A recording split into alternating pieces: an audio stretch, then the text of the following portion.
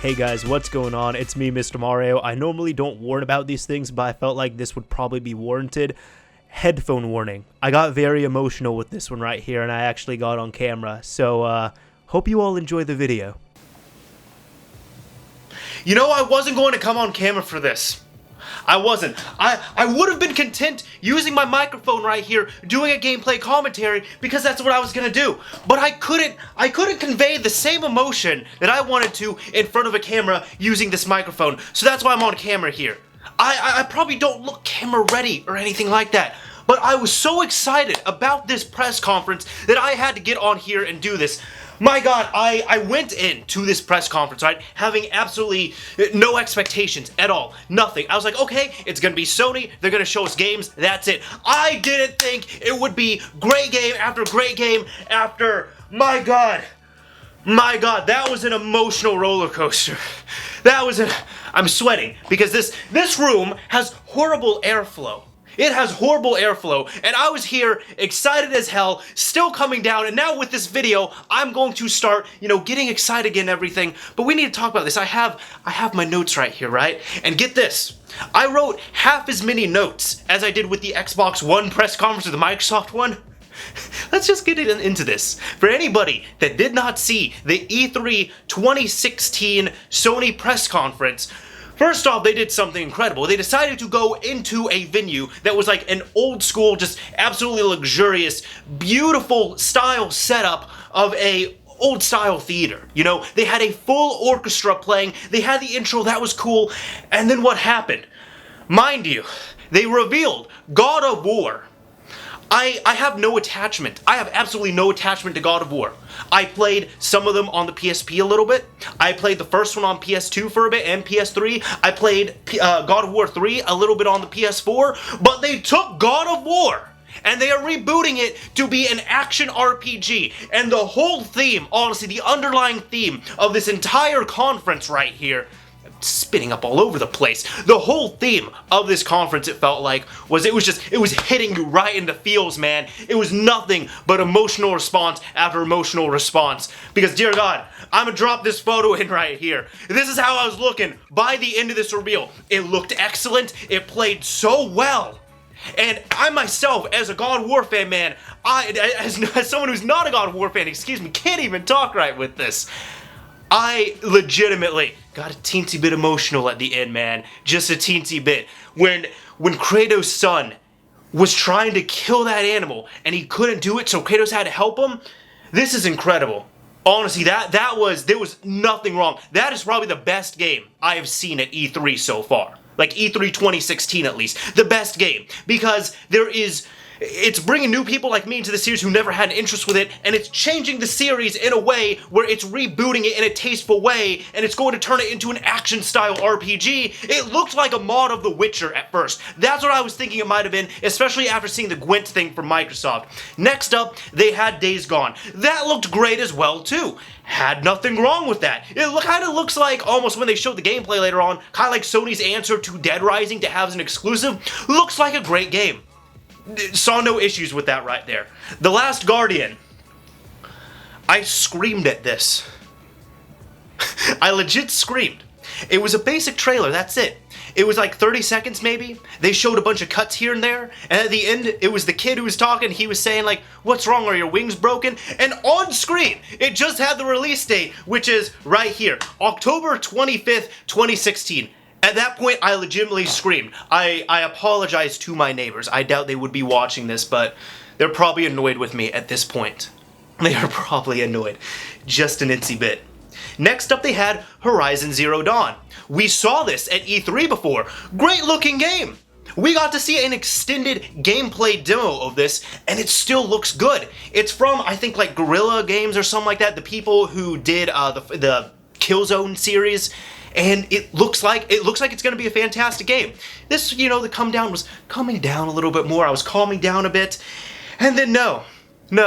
After that, they showed a new Quantic Dream game, which is Detroit Beyond Human. Now, mind you, I don't like the PS3, right? Heavy Rain, which is a Quantic Dream game, made me go out and purchase a PS3, and I've already done a video over the feels trip I had, which was beyond 2 souls. I had said a while ago, before I got my PS4 right here, if a PS4 mod was not out at the time a Quantic Dream game came out and I still didn't have a PS4, I was going to get a PS4 just for a Quantic Dream game. Some of my friends already asked me, oh, what do you think of this? And I just said, I would have bought it just because it was Quantic Dream, and I'm still going to do that. And so far, it's like every game I've mentioned, I have wanted, which I am absolutely shocked at. The next game right here, this, I'm not going to tell you what it is yet, because this thing, right, it was a horror game. Ballsy move, by the way. Sony displaying a horror game out here, right? For everyone to see, for the world, and they legit had a dude scream. You hear this dude in the background, he just screams and everyone's laughing, and this was legitimately scary. And I'm like, yo, this looks a lot like PT. Because then they started doing their VR type stuff, and they said this is going to be a VR experience. So I'm like, wait, did they like cancel Allison Road, and they're like redoing it as something? Did Sony pick it up? Is that what it looked like? And the result absolutely shocked me. And it is Resident Evil 7. And when I saw that pop on screen, like, this is my reaction. I'm not exaggerating. My reaction was literally, like my jaw just completely dropped at that. I couldn't believe it. It looks nothing like Resident Evil game, and that's cool because they've done the thing where they've tried to go, you know, from the old school. God, I'm sweating here. I don't want to run the AC because it hasn't been working properly, but they wanted to, I know they've been going to more the action style genre and everything, which I don't really like. So it sounds odd that I'm liking that they're going in this direction because it actually looks like it is a good and promising direction, and they are bringing true horror back to the genre, which is what I wanted from PT and Silent Hills. And PT, I've already talked about it on the channel plenty of times. That is one of my all-time favorite gaming experiences of all time. Excellent gaming experience, incredibly disappointed, absolutely incredibly disappointed that game, you know, it was going to be Silent Hills, got canceled. But it looks like we have Resident Evil 7, and the demo is apparently online right now. So I might have to download that. But before that, let's go ahead and continue. So we had that. Then they brought up the PlayStation VR. So they had to bring in some hardware, right? It's going to be coming out October 13th for $400. I already have it pre-ordered. So this is when the calm down was happening, right? You all don't understand. I was like running around my room, right? Like I was freaking out in this room, just completely freaking out over this stuff. The God of War thing right there, just everything else I was talking about, Resident Evil 7. My God, I gotta show you all something by the end here. I gotta show you all something as well too. But then next up, they had Farpoint. So they started going into the VR stuff, right? They had Farpoint. Looks like a space shooter. Looks pretty damn good. It's going to be on VR. They then had Star Wars. I'm indifferent with Star Wars, to be honest, so VR Star Wars, we knew nothing about it. It was just revealed that there's a VR Star Wars thing happening. Batman Arkham VR, we know nothing about it. Next up, they had Final Fantasy 15, which this was just such a fun trailer, because apparently they even went all out. They said, like, featuring Afrojack, and it was a great, you know, musical trailer and everything. They had a bunch of chocobos, they had all the vehicles you could drive, all that stuff, and then they brought it into VR, which is awesome, because I am going to be getting this game for PlayStation, like, for the PlayStation 4, already have it pre-ordered. It's going to be PlayStation VR compatible. Got that pre-ordered as well too. So pretty excited about all this. As you can see, if this cannot give it away enough. Next up, this actually surprised me because then they had another space-looking game that looked really good, and you're flying around and all that, having all these intricate space battles. And you know what it was? It was Call of Duty Infinite Warfare. And I was absolutely shocked because I'm like, this game actually looks good. Like, before I knew it was Call of Duty, I was actually impressed with it. I'm like, God damn, this game looks good. I wonder what it is. Infinite Warfare. So sometimes maybe you shouldn't judge a book by its cover, or by its name, technically, in this. I actually have that on pre-order because of the next thing, which is Call of Duty 4, which I'm actually not going to be getting on PS4. I'm going to be getting on Xbox One with some homies for old time's sake, but they're going to be bringing the remaster of Call of Duty 4. We already know that. PlayStation, they're going to get the 30-day, you know, experience and all that stuff. So what I don't like is that they are splitting up the campaign, and they're saying that PlayStation players get the campaign 30 days early. Okay then, I guess money does talk. Next up, he changed the entire stage to a Crash Bandicoot style beach. And they were saying, hey, this isn't a joke. I'm not going to bring out this t-shirt, because I guess there was a picture that was circulating with one of the PlayStation devs with a t-shirt that had Crash Bandicoot on there. And they didn't show anything, but they said that they were going to be doing a complete remaster from the ground up of Crash 1, 2, and 3 all together for the PlayStation 4. I'm definitely getting that. And then, as if it can't get, it's been great, it's been excellent so far, and then you know what, they killed all of it. They killed off all the momentum for everyone, and you could feel it. And I felt so bad for the person who was presenting, because you could tell that he didn't want to do this, but he was paid a lot of money and he's representing the company. And then he said, but if you want Spyro, you can also, well, not Spyro, I'm thinking of something else. I've already given the hint away. If you want Crash Bandicoot, you can play it early in the new Skylanders game. And the whole auditorium went silent. And even I'm sitting in my chair and I'm just like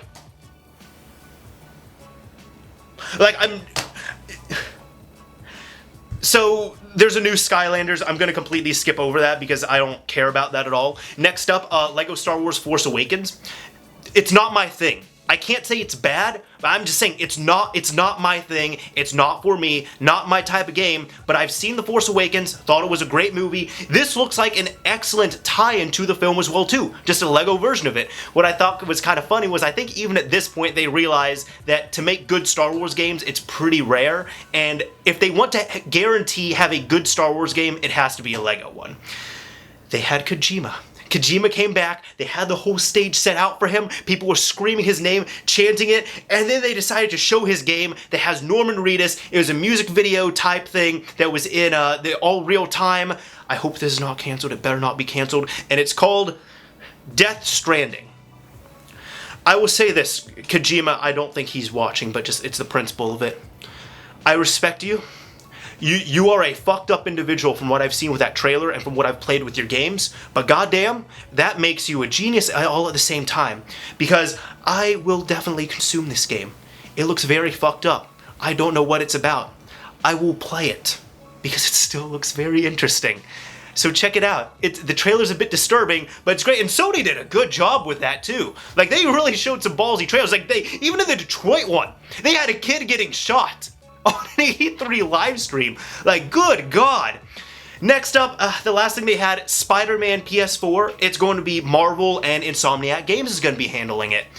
And that was pretty much it. Then they wrapped up, with a whole type of thing. Well, they had, the Days Gone. Is that what it's called? Yeah, the Days Gone type thing. They had the gameplay demo of it. And then afterwards, they just showed a montage of games. Some of the 2 games I saw was like Gran Turismo Sport and Persona 5. I pre-ordered Persona 5 as well. Oh my God. I had to show you this. While I was going through my room and all, well, this isn't my room that I sleep in, but while I was going through here, I got so excited when I was like tearing stuff down, like I was like closing the blinds. I broke this shit. I broke this shit over E3, okay? That's how excited I am. I'm not even excited about E3 anymore. You know why? Because Sony satisfied me. Sony satisfied me, man. I'm out here breaking shit, getting emotional, yelling in front of a camera. Good job, Sony. Let me know what your thoughts were. Like the video too if you enjoyed it. It's free. Or dislike it.